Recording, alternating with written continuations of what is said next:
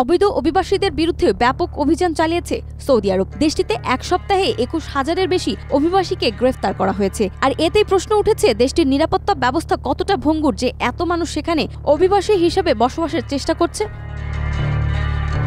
অবৈধ অভিবাসীর বিরুদ্ধে সৌদি আরবের অভিযান অব্যাহত রয়েছে। এক সপ্তাহে বিভিন্ন আইন লঙ্ঘনের অভিযোগে দেশটিতে ২১,৫৬৪ জন অভিবাসীকে গ্রেফতার করা হয়েছে। ১ ফেব্রুয়ারি আরব নিউজের প্রতিবেদনে বলা হয়েছে, কালার এক্সপার্ট, জর্জ স্যাপ এবং মাইল্ড অন হ্যান্ডস টেকনোলজি সমৃদ্ধ অরিক্স ক্রিস্টাল ওয়াশ আপনার গত ২৩ থেকে ২৯ জানুয়ারি পর্যন্ত বিভিন্ন স্থানে অভিযান চালিয়ে তাদের গ্রেফতার করা হয়।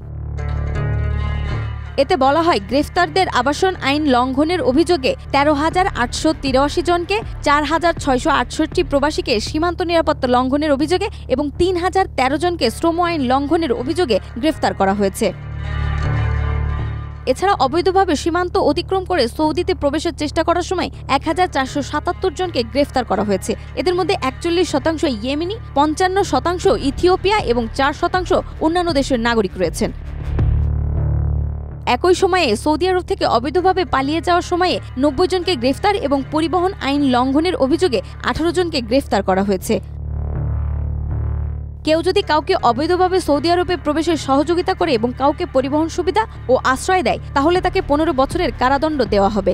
এছাড়া ১০ লাখ সৌদি রিয়াল জরিমানা করা হবে। একই সঙ্গে তার সম্পত্তি এবং যানবাহনও বাজেয়াপ্ত করা হবে।